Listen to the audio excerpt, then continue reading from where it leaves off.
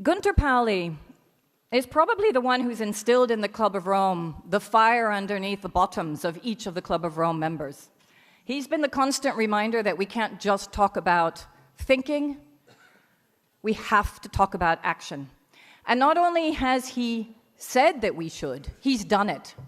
He can give you numerous examples of the way in which he's transformed businesses and looked at the way in which industry has an important role to play, a fundamental role to play. In the footsteps of Aurelio Peccei, it's exactly what, as an Italian industrialist, as an enlightened leader, he said as well. So Gunter, thank you for joining us.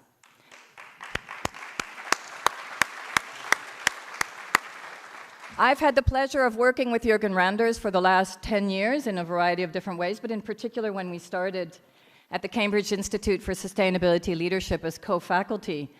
Jorgen has also been involved in the Club of Rome for many, many years, and I don't know how many that is actually, Jorgen, but can you give us an idea? I think I became member of the club in 1975. There you go, 3 years after the beginning of the Club of Rome. Also, an absolutely inspirational leader in New Thought leadership across the gamut of economic, energy, and ecosystems thinking. So it is a pleasure to have both of you here for the next session, which will very much do, as we indicated, make the link between the past, the present, and the future, but not forget the very important reason why we're here, which is the 50th anniversary. Thank you.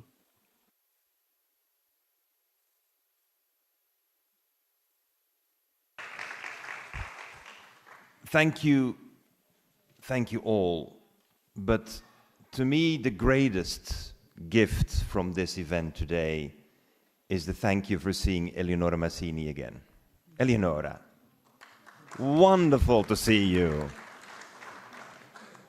I met you the first time in '79 in Salzburg at the Club of Rome meeting, and you have been amazing all the time, and you were one of the, if I may say, the buddies of Aurelio. Please stand up. Please.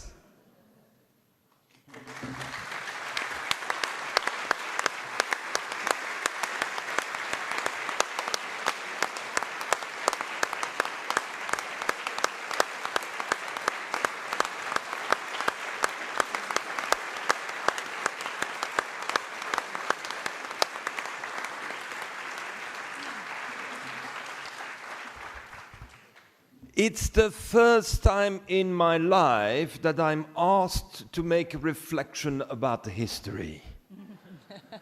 I've never done that before. I mean, it shows that I've passed a certain age limit.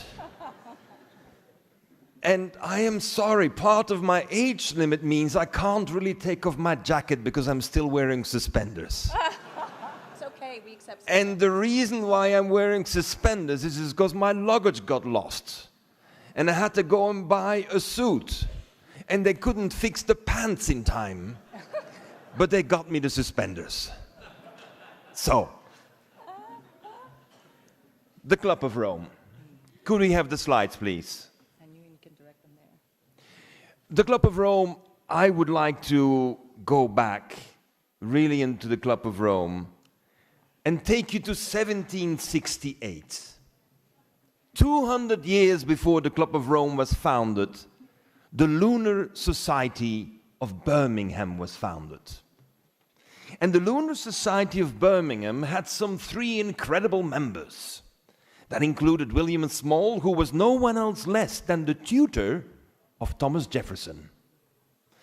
That included Erasmus Darwin, who was, of course, the grandfather of Charles Darwin, but he was a very well-known poet and a medic. And it included Matthew Boulton, who actually was the partner, the financier of Mr. Watt, Thomas Watt. And they got together on the Monday closest to full moon. Because when it was full moon, they could walk home after dinner using the light of the moon. And they were considered so strange by society that today we still call these kind of people lunatics. So the word lunatics comes from this club of 3 who started gathering about 40 people together. And these 3 people were at the nexus of the American independence by tutoring Thomas Jefferson, the French Revolution, and the Industrial Revolution. 200 years later, exactly 200 years later, in 1968, there are 3 men getting together again. Watch out for the next meeting, in 2168.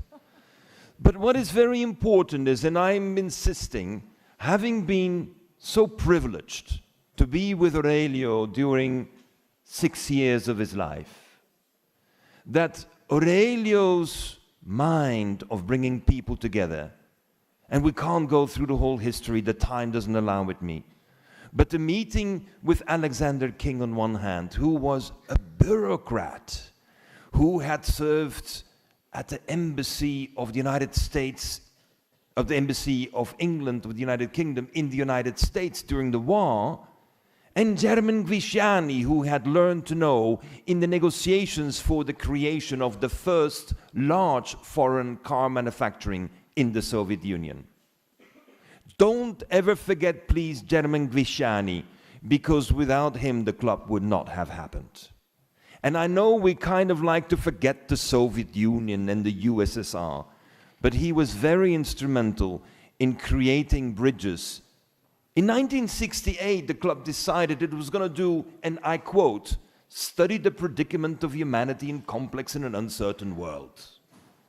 And the statutes of the Club of Rome state that they will examine long-term impact of accelerating change. That was the opening statement of the club. It was, in the language of the club at the time, not only the have-not, but the know-not. And I think one of the greatest challenges we have today is we still have so many people ignorant about the reality. But this was stated by them then.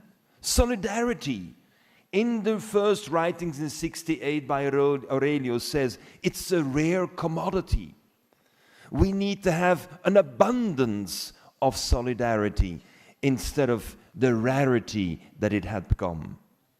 And at the core of the club, I must say, in these original years was a deep, I would even say, a blind trust in each other. They were so well tuned into each other that they knew that even without talking, and anyway, there was no cell phone and there was no internet. But without talking, they knew they were in harmony and going for common initiatives with impatience. They had an incredible diversity in the network, and it was a network. The Club of Rome was only incorporated in 71, ladies and gentlemen. And that was in Switzerland because there was a check of $250,000 coming from the Volkswagen Foundation. And they had to hurry up to find a place to put it into a bank account.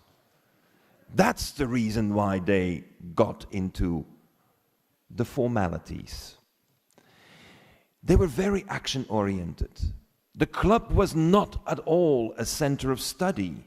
It was individual action, it was innovative, and at a time, rather innovatively, the club was very multilateral. The club positioned itself as the champion in perceiving the interwoven realities of the world. It was a catalyst for frontier ideas. The club didn't care if there was a scientific reference, if there was a footnote. Is the idea potentially a catalyst? Then we would go for it. It's a promoter of innovation, institutional innovations, a pioneer in research, which we have, of course, with Jorgen, an extraordinary member amongst us. But it had the responsibility to identify new crucial issues when they appear and make these known. That is one of the key roles. Personally advised heads of state And it undertook bold initiatives. Bold initiatives is the word that I've been using the last few days, but it is in the text of the 68, 69, and 70. We can't just take initiatives that are wishy-washy and agreed by everyone. We need to take the bold ones. And particularly, the Club of Rome stated that it had to initiate particular projects in fields where the bureaucracy slowed down or even blocked the decision-making. Basically, they were calling for a revolution. Basically, we're saying, if our ideas are not accepted quickly by the bureaucracies around the world, we'll just go ahead and do it ourselves.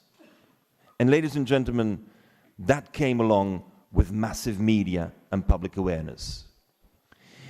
When Aurelio had to leave office at Italconsult, there were hundreds of cases of newspaper clippings that were discarded. Hundreds of cases. The media loved, very much loved, the Club of Rome. At the 25th anniversary in 93, it decided to change the word from problématique to résolutique. Instead of having this complexity of the problems, you need to now look at the complexity of the solutions. The résolutique had 5 very clear guidelines in 1993. First, bring solutions. Second, bring ethical values. Third, transform learning. And environment and development was part of it, and the government was part of it. But I would like to just remind you that the top number 3 is get things done with values and ensure that the educational framework around it can follow. The man behind it is Aurelio. I mean, anyone who had the privilege and the pleasure of spending time with him was captivated by and the charm and the intellect and the capacity to enroll and enlist people. But mind you, his PhD was out about the first 5-year plan of Lenin. Let me just give you a little bit of context. And he was the deputy manager of the first warplane factory of a consortium of Italian companies with the support of Mussolini, of course, in China. And when Mussolini decided to align himself with Japan, then of course the Chinese couldn't continue, and the Japanese actually invaded and bombed and destroyed the factory that he had built. And somehow Aurelio succeeded in negotiating with Mrs. Chiang Kai-shek the full payment for the factory. He traveled with a plane over 17 days from Nanjing all the way to Torino with pockets full of money, and handed over to the Fiat management the cash that he had gotten paid by the Chinese. He became, of course, and he was responsible for the special projects division at Fiat. That meant he had a great freedom to act. And during the Second World War, Aurelio was in the underground movement, and Aurelio risked his life to bring pilots through the Piemontese mountains to safety in Switzerland. That earned him an amazing friendship and appreciation from even Republicans in the United States, like Senator Jacob Javits of New York.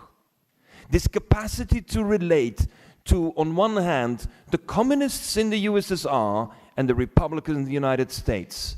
There are very few people who have that capacity.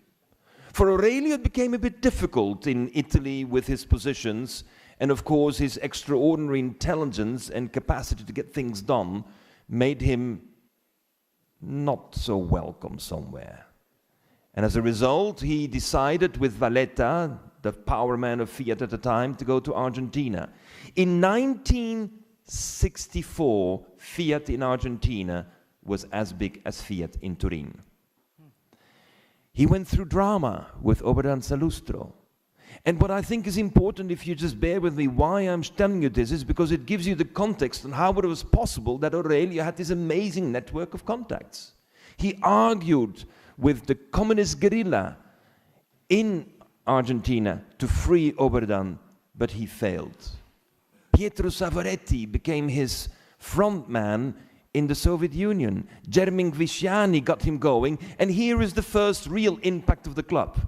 In parallel to the creation of the club, Aurelio and Germin Gvisciani were very busy with Lord Zuckerman and George Bundy in order to create IASA. I don't have to tell you what IASA is. But it was so key to know that even before the club started, those negotiations were already ongoing. The East-West Center for New Initiatives, based in Vienna, was a platform that permitted to channel ideas between East and West in the Cold War. It was funded by the Fiat family. The Accademia dei Lincei, the meeting that was organized in '68, was also funded by the family Agnelli. We should know that there is a deep relation between Aurelio. But there were other people around, like Erich Jansch, who didn't stay around. Erich was an incredible knowledgeable about opera. And Erich wrote this book, which Aurelio actually got 2 chapters out of that book into management schools. The self-organizing universe, totally against. Edward Pestel is the one who got him the money. But Edward Pestel was also the one who was fiercely critical of the report of the first world model that was created.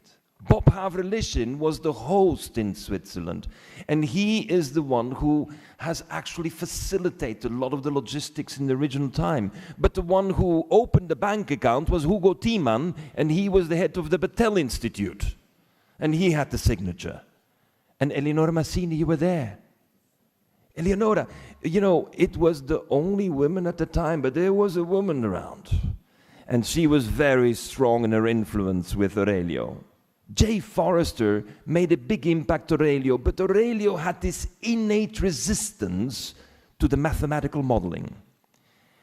Dennis, who had just come from his holidays, 6 months of holidays in Asia, was called by Jay Forrester to host Aurelio and these guys coming from something called the Club of Rome. He became in charge of it. And of course, Jorgen joined. And then they had this computer output, which was basically rejected intellectually and emotionally by Aurelio. But there was Donella, who translated these 1,000 pages of computer outputs in an incredible prosa. Ladies and gentlemen, the most impactful report of the Club of Rome was a computer output with prosa. Could we just remember it was not thoroughly researched with footnotes and scientific references and peer group reviews. It was just done because the message was strong. Now here I'm putting on you 2 pictures, and I'm sorry, in the airport is stuck 3 original copies. I have an original copy for the mayor of Rome because I think the Library of Rome should have the original copy of Limits to Growth. Absolutely. And when I learned that Jorgen only has a falling apart piece, he gets another copy. But I would like you to show the humanity of Aurelio in the club at the time, which created a lot of debate inside the club. Some people fiercely disliked how Aurelio was the dictator and got things done. But here is a detail. Look at the prices. Aurelio negotiated all the time with the publishers that the price of the book has to be lower. So he got after the publisher when the price was more than $2 and pressed upon them that he would make the volume so they could put the price at less than $2. Ladies and gentlemen, this was the micromanagement the club was involved in. Get the book as cheap as possible. And it's not 3 million, it is at least 6 million. Now here is the matrix of Aurelio and the Club of Rome at the time. First of all, Raymond Barre. It is quite amazing that Raymond Barre got the reports of the Club of Rome as vice president beforehand. Enrico Mansold got it as well. And the two got off into a heated debate before the report was published. And Klaus Schwab, who was the assistant professor to Bob Havrelichen in Geneva, organized the European Economic Forum, and he needed to have a great speaker, and it turned out to be Aurelio Remombar and Zico Mansholt. The World Economic Forum was born. Ladies and gentlemen, the first meeting of the World Economic Forum, then European Forum, was the Club of Rome. And then there was this incredible journalist, Willem Oltmans in the Netherlands, who went out to interview people. He interviewed 150 people around the world, including the Secretary General of the United Nations, including Indira Gandhi. He interviewed all of them and asked them, have you read the report to the Club of Rome? Ladies and gentlemen, you don't need Twitter and Facebook.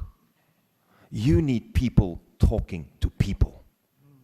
And when people talk to people, it goes fast. Indira Gandhi became so excited about it. She wanted to meet Aurelio. Of course, Her Majesty the Queen Beatrix and her mother Juliana all got so keen, and they thought it was about time the Dutch got more involved in the content. So when Jan Tinbergen got the first Nobel Prize, he immediately got a budget to write a report to the Club of Rome about reshaping the international order.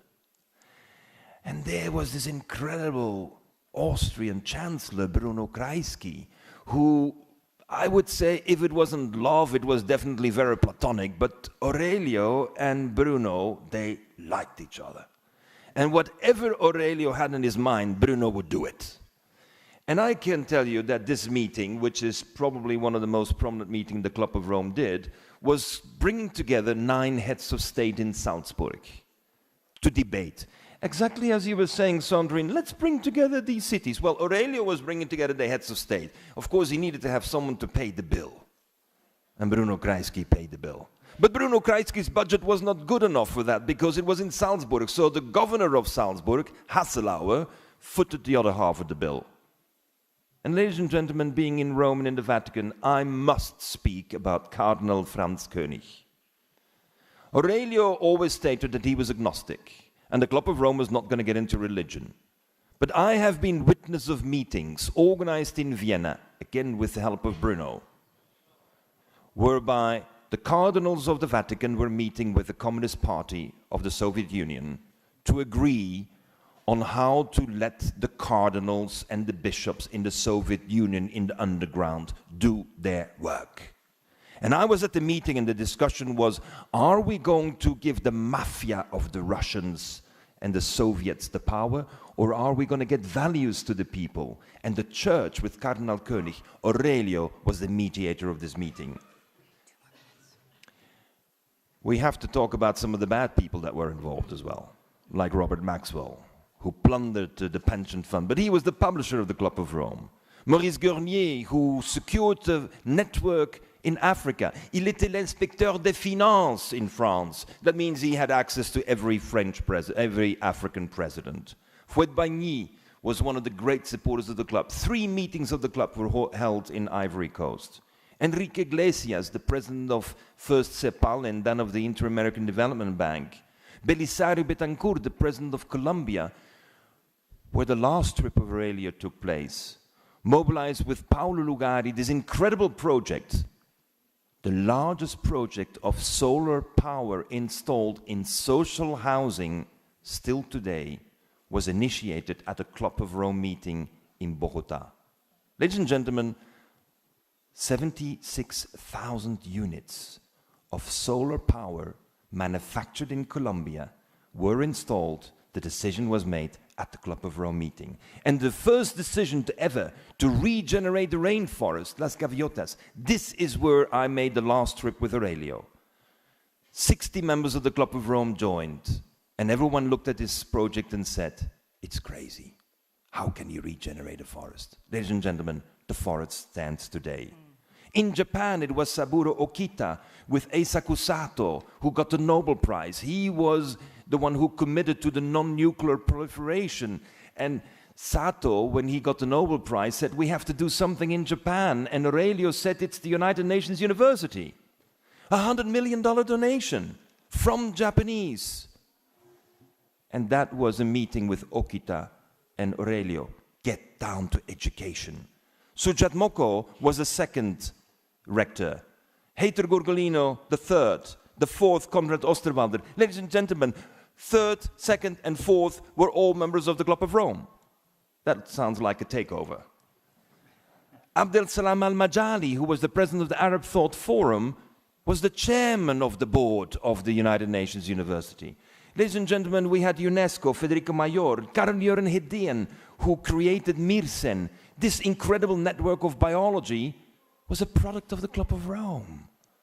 Lester Brown, I met with Lester Brown together with Aurelio in Rio the first time. They got together and Aurelio said, I need you to publish every year because we are not fast enough with our books. And then we cannot forget to talk about Umberto Colombo. To conclude, Umberto was the vice president of Aurelio, very impressed. He was chairman of ENI for a year. He was the chairman of ENEA, the big research institute, and an incredible hard-working man. And one day Umberto Colombo contacted me and said, I have to introduce you to a lady. And I thought, Umberto introducing me to a lady? It was Katia Bastioli.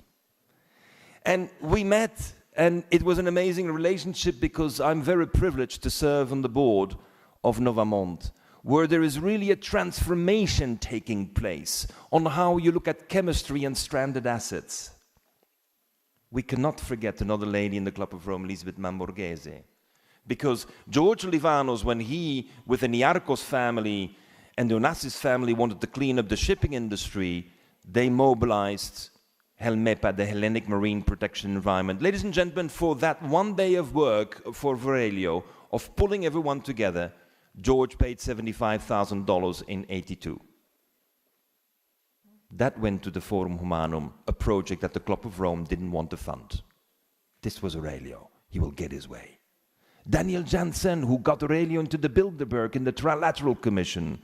Ilya Prigozhin, who put him into the Nobles. Helio Jaguaribe from Brazil. Let's not forget how important Helio was in the whole social impact. And ladies and gentlemen, the No Limits to Learning, which was such an impactful report. Many ministries were created around the world, but one of them is quite amazing in Venezuela. Alberto Machado, after reading the report, No Limits to Learning, created the Ministry for Intelligence Development. El derecho de ser inteligente, the right to be intelligent. The last initiative that I'm mentioning is, of course, Desertec. The club has been very engaged in getting things done. Now, I've only mentioned to you 12 initiatives. For the sake of time, I have not mentioned another 64 I have on the list. The Club of Rome had impact. I hope it's getting its act together to continue having it by thinking and by doing. And therefore, put into reality a quote that Aurelio gave when he was in Las Gaviotas, Colombia, on his last trip, and it says, can you read it? La madurez consiste en realizar sus sueños. You will realize maturity in life when you have achieved your dreams. Thank you.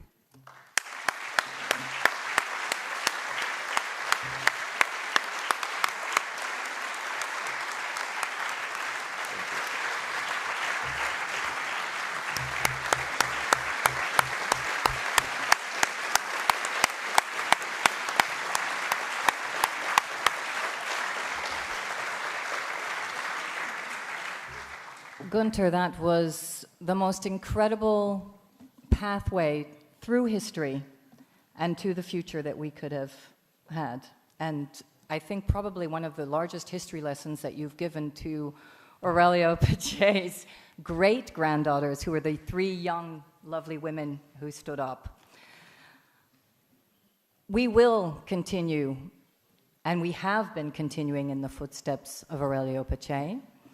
And it does show us, though, the absolute importance at a time when there is distrust and so much trust in the wrong avenues, as you say, not working between people, building between people in order to ensure new projects that move forward. That has to be one of the outcomes of this meeting. You're absolutely correct. Every single one of us needs to talk to each other about what we can do next together.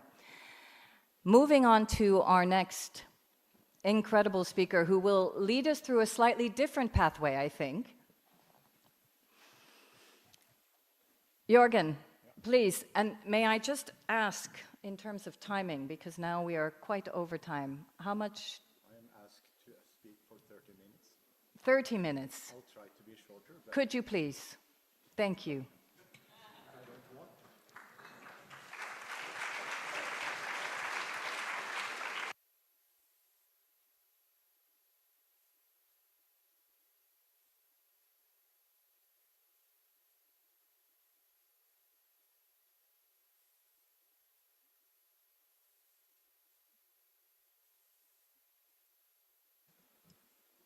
Perfect.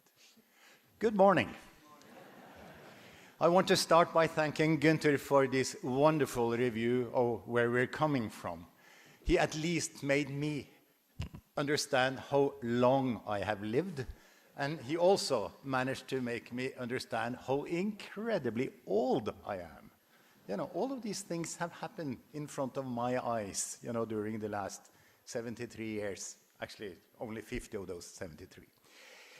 There was only one small mistake in Gunter's wonderful review, and that is that he said that it was Aurelio who gave the royalties to the world. This was a meeting in the E52 building at MIT when the 4 authors of The Limits to Growth sat around a desk and discussed the issue whether we should help Potomac Associates, this fledgling publishing house in Washington, to print, you know, the green and white copy. And we decided out of our great hearts, also because we didn't think this was going to be a success, to give away the royalties. As the book emerged in the end, in 9 million copies is the official thing, in 36 languages, we learned that that was the most stupid decision made by anyone who needed funding to work for a long, long life for sustainability. Had we had the $9 million that this would have given us at the outset, you know, we could have continued a very much stronger effort during the ensuing 40 to 50 years. But that's the way it is. And I do not think the fact that the book was cheaper actually did increase its sales dramatically. But that is the way it is. So, what is the topic? The topic is the limits to growth. A very popular book, the first report to the Club of Rome, and it made the club famous. What did it say? Most people have a strong opinion on what it said, which is not what it did say. The small book technically is a collection of 12 scenarios for the future, scenarios from the year 1970 to the year 2100. 6 of the scenarios are sad scenarios, pessimistic scenarios where something went wrong in the 21st century. In this case, a resource crisis, resources becoming short, scarce, very expensive, drawing investment into that sector at the cost of other sectors declining. And 6 of the scenarios were positive scenarios where humanity managed to introduce a certain element of sustainability into the quality of life of people. The important message in The Limits to Growth that seems to have forgone anyone's attention, all those 9 million people who allegedly read the book, is that we could not tell which of those 12 scenarios was the most likely one. Science hadn't progressed sufficiently at the time that it was possible to make an educated guess on how society was going to respond to this physical reality, and consequently we couldn't tell which of these scenarios was the most likely one.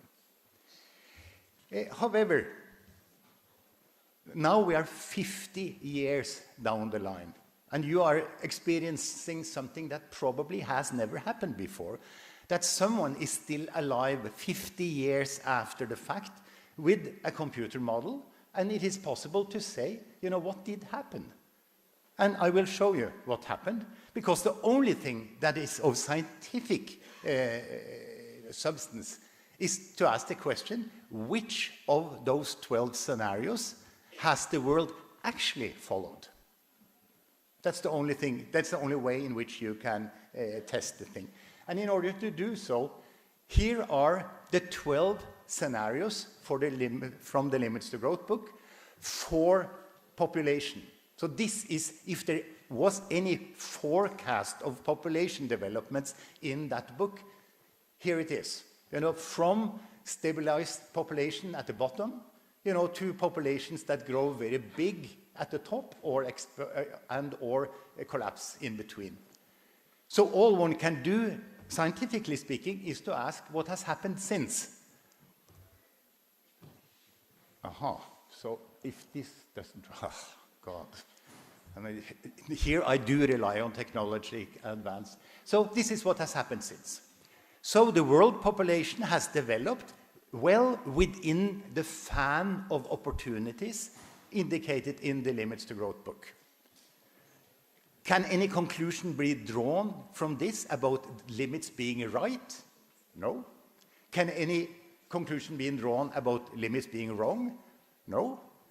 The only thing you can say is that the choice of futures described in the 1972 book at least covered what actually happened in the population area during this period. Let us move to another one, industrial output per capita, which was the measure of consumption and production per person in the analysis.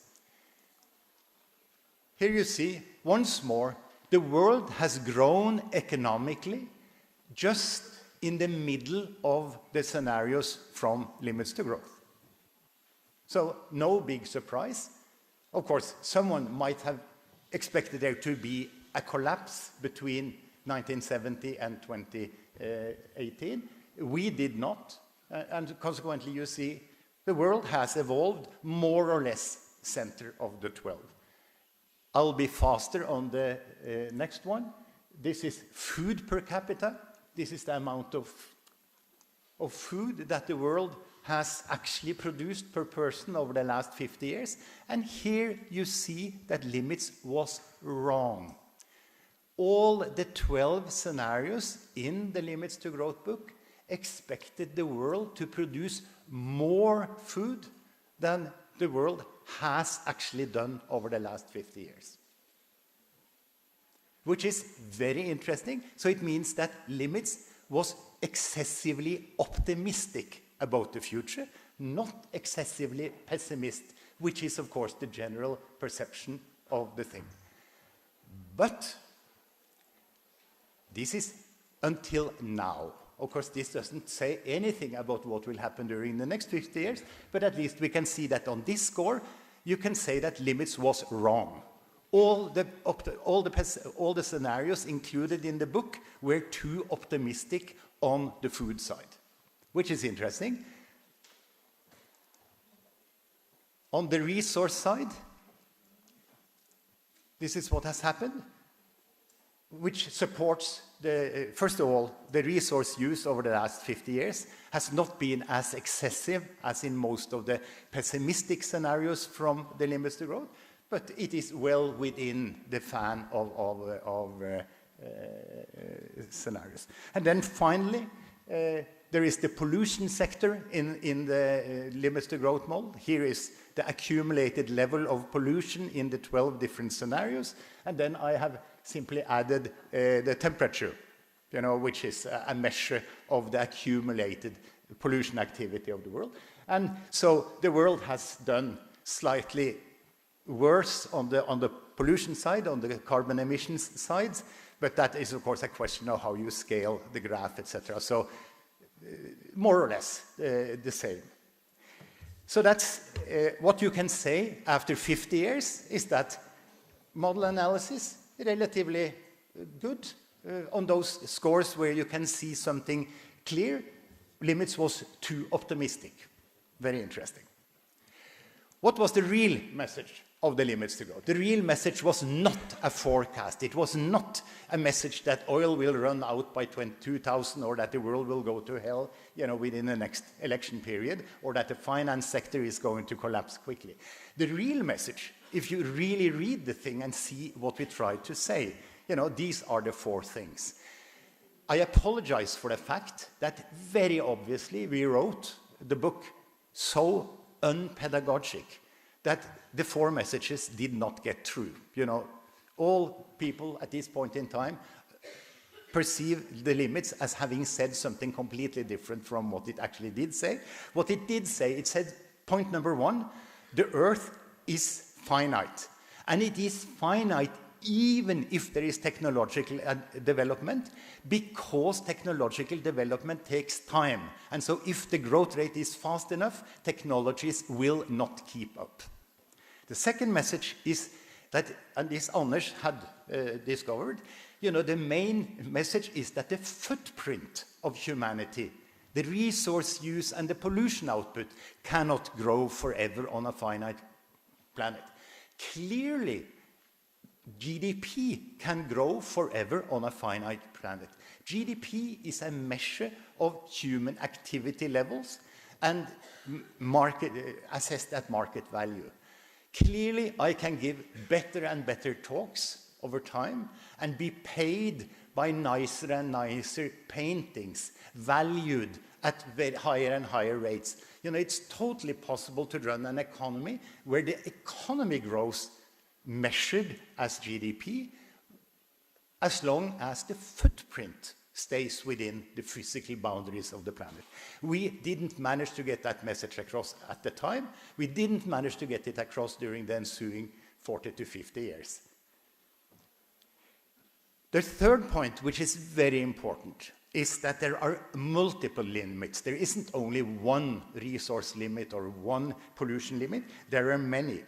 So you need a systems perspective. You cannot just dive into peak oil and look at peak oil as the problem. You have to keep at the same time an eye at the agriculture sector and the social sector and distribution and inequity and the whole spiel. So we are living in an onion with lots of shells outside us. And if we grow and bump into one of the shells, and remove it, there is just the other one coming.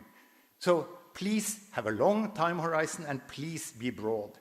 And then finally, the word global collapse ended up being the catchword associated with limits to growth. It shouldn't. The world will not collapse, as I see it and as my colleagues see it, from physical limitations. What will happen is that we will get an increasingly unpleasant world of social decline, where institutions start, where there is social strife, conflict, things are much less pleasant, etc. So it's the social system that is going to actually go down the hill. It is not necessarily the GDP, because the GDP will increase when we start using a lot of manpower and capital to build dikes around Holland, in order to try to dig new tunnels or channels for the big rivers. When we in Switzerland are trying to put covers over the glaciers so that they should not melt so fast. All of this adds to human activity, so the GDP is going to continue while, the social well-being, happiness, etc., starts to decline. So we should have spoken about social collapse rather than physical collapses. And I apologize for these things, and it's really, as a professor, this is really bad marks. The guys had 4 things they wanted to tell the world, and they got the opportunity of the Club of Rome spreading the message. And still, we didn't do it because of unclear presentation of the fundamental ideas. Friends of mine say, Jorgen, don't be depressed. The reason is that people did not want to hear your real message. And so they chose to interpret the message in the way they did interpret it, which is, of course, very well written in Ugo Bardi's fantastic book about how the misperceptions of what limits said actually evolved during the 30-year period. So, what will happen next? So we know what has happened this far. What next? Okay, luckily, I wrote this book. I spent a year thinking about the issue in 2011, and in 2012, I published the 40-year anniversary book of the limits to growth. It's called 2052. It's a global forecast for the next 40 years. It is not a scenario analysis, it is a forecast. This is the old Jorgen, who accumulates all the information and knowledge that had been accumulated during the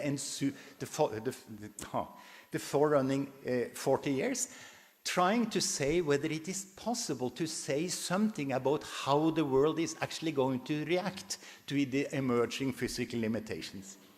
And it is put in writing here. It is also embodied in a new computer model so that you can have a check. This one has been printed in 170,000 copies in 10 languages. The interesting thing is only 10% of those copies are in the English language. You know, this is largely in China, Japan, Germany, etc. And this, again, is obvious because what this book says in big letters is that the liberal market economies are not going to solve the problem.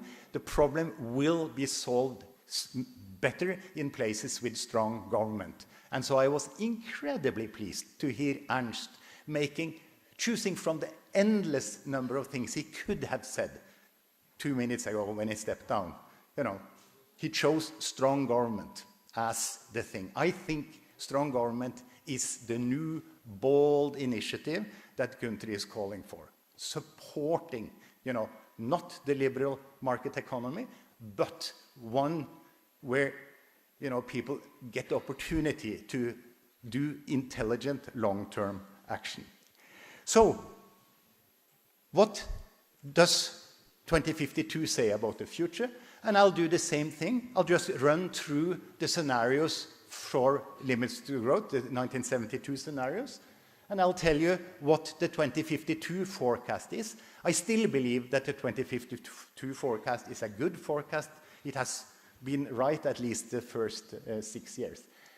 So this is what the world population is going to do to 2050. It will stabilize around 9 billion people in 2050. Because, of course, the fertility rates in most of the world are sinking dramatically. It's only in Africa that we don't have the really dramatic decline. It will come, either because of education or because of hunger. On the economy side, the forecast is that economic development is going to continue. You know, the Chinese are going to, you know, yet another four-doubling of their economic activity level, and many of the emerging economies are going to do the same. The West will stagnate. Hi, Johan. On the food side, very interestingly, the forecast is that, you know, finally, over the next 40 years, we will do yet another increase in the food per capita of the order of 20 to 30%. And since the population is also increasing, this means that the food sector will probably produce 50% more food in 2050 than now. And so here you see the forecast moves back into the fan of opportunities made in 1972. On the resource side, we will leave in the ground quite a bit of the coal, oil, and gas that exists. And on the climate side, the forecast is like this. You know, we will reach 2.5 degrees centigrade, is my forecast made 6 years ago, peaking in 2075, because emissions are going to peak in the 30s, roughly. Which of the limits to growth scenarios is this that is embedded in the 2052 forecast? The way I see it, this is what is called the pollution crisis. So the world, as I see it, is, you know, if one has to choose one of the 12 scenarios, it looks as if it is the pollution crisis from 1972, which is the most likely one. And it is greenhouse gases, and particularly carbon dioxide, which is fulfilling the role of what we called persistent pollution in 1972. And it is the temperature, the global warming, which fulfills the historical role of being the pollution level that actually in the long run does not stop the economy, but leads to declining well-being, more social strife, very unhappy, weather forecasts, etc., sea level rise of another foot or two in this thing. And so that is the future. Let us then, since I do believe that the pollution scenario, which is scenario number 2 in the 1972 book, is the most likely, we have spent the last several years trying to study the pollution scenario in some more detail. My friends and I have done a lot of modeling work in this area to try to clarify what will actually happen and what could be done about it. And so what we do think will happen, the top here is the annual greenhouse gas emissions from human activity from 1900 to 2015 is shaded. Our forecast is dotted, which means that humanity will decide on sufficient slowing down of greenhouse gas activities to reach a peak in the 2030s, and then it will be down to current levels more or less in 2050, and then it will go out during the next 50 years. CO2 is a significant part of global warming, but it is not all. But the Kyoto gases and the Montreal gases are normally neglected in graphs like this. Here you have both of them. The CO2 is, however, 70% roughly of the problem, and consequently is 70% of the solution. Where does the CO2 come from? The man-made CO2 largely comes from burning of coal, burning of oil, and burning of gas. So instead of looking at the 250 different things one can do in order to reduce greenhouse gas emissions, the simplest thing is to look at, how can we stop using coal, oil, and gas? Because if one stops using coal, oil, and gas, then a major part of the human greenhouse gas emissions will disappear. So we do experiments. This is the temperature development if man follows the most likely future. You see the temperature leveling off roughly at 2.5 degrees centigrade in 2075. So this is what will happen if all greenhouse gases are stopped by 2100. So this is above Paris. It does not mean that the civilization will come to an end in 2075, but it means that the world will be incredibly much more unpleasant than it is at this point in time. Most of the things that you love will have been tampered with in some way or the other. My wife and I wanted to go snorkeling this fall to see the final, view before we die of old age, of the wonders of the subsea corals. It turns out that now all fancy resorts to which we would like to go no longer take customers because of the bleaching of the coral reefs. So now we had to postpone until next April Philippines in order to get to a place where they could guarantee that the coral reefs are not yet destroyed. And this happens without anyone shedding a tear. I'm furious. And there will be more of this. Just in order to indicate to you what types of future this is. This will go along with roughly this much sea level rise in that period to 2075. This does not bother Norwegians at all. We have steep coastlines, and this is not going to do anything. We'll just lift the level of some of the piers by a little bit. This is much worse for Bangladesh, where lifting the sea level by this much, deprives them of a large territory. But, however, the Indians have already built the fence along the northern coast of Bangladesh in order to make absolutely sure that they don't run into the problem of the EU and following the advice of the Americans, who built, of course, the fence vis-à-vis Mexico already 20 years ago. So this is the type of future. This is what global collapse is going to look like at the ground. It's social decline, it's well-being disappearing, it's not the economy disappearing. So, Jorgen, yes, I'm now getting to the end. Thank you. Yeah. And you don't worry, you've had your 30 minutes. I have. Okay. Mm-hmm. I live from giving talks, and the worst thing I know. Well, you're not living from giving this one. Yes, I'm living for giving this one. So 2 more clicks. So the question is, here again, I've now collected on one graph man-made emissions of greenhouse gases, and to the right, the resulting temperature. So let's assume that people listen to me. I don't think they will, but assume that they listen to me, and assume that we managed to cut CO2 in a linear fashion from 2020 to 2080. That's the same as halving CO2 emissions by 2050, which is something many people are working for.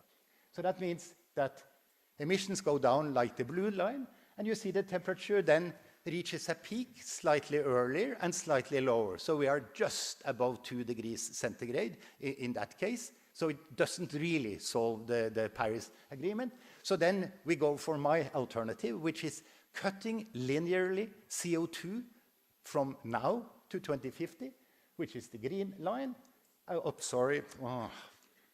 Sorry, which you see holds the temperature just below 2 degrees centigrade. So that is basically what should be done from my point of view. You know, one should aim for phasing out the use of coal, oil, and gas by 2050. What else should be done?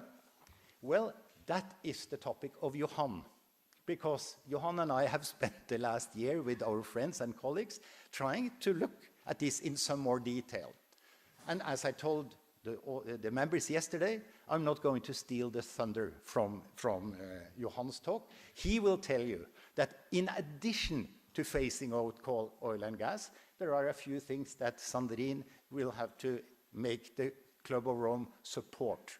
But I leave this to him and said basically that the major problem we are facing is the fact that those things that the world needs in order to become sustainable and to live within limits are not in the short-term interest of business, nor in the short-term interest of the voter. The solutions are more expensive. The needed solutions are typically more expensive than the dirty solutions.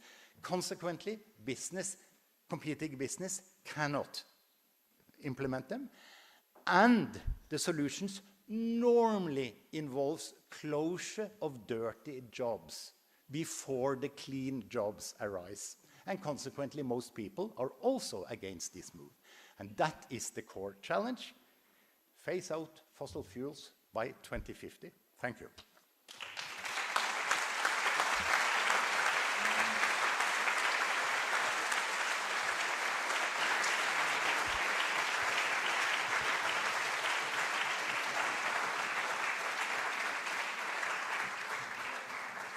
Gunter, can you come and join us, please? So I would like to complete this morning's session before we start with coffee by thanking these 2 gentlemen for leading us through a very rich history, started by an incredible man who was ready to take risks, as Gunter very much indicated, with some key knowledge of science, but not being fully anchored in the need to have proof for every single decision that he took, because he took them from the gut, from what I understand, from what you indicated. And he took it also in building trusting relationships, because knowing that actually he couldn't do it alone.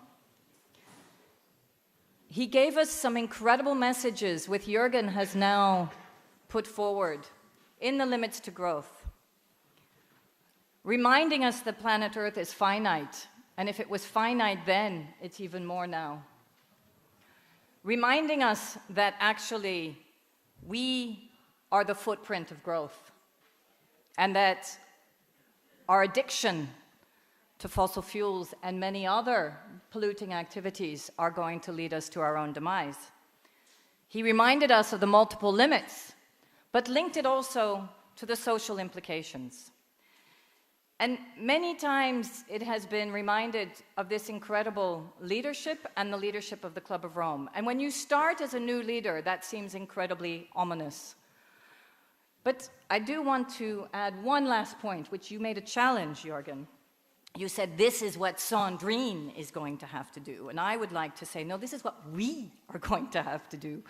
Myself and Mampela are simply going to create a team of leaders and continue to put fire underneath all of you to remind you of your own responsibility, because it's not just about an autocratic system that is going to be dictated by myself and Mampela, because there is no way that we can do this alone. But again, thank you for setting the tone for the next 2 days. This is not just about history, but it's about the importance of remembering the past to move into the future. So let's continue with that spirit and think about actions. It's now time for you to go and get some coffee and to network. And I hope you'll come back with some new proposals of how we can get some of this done. Thank you. I know, exactly. We know. Yes.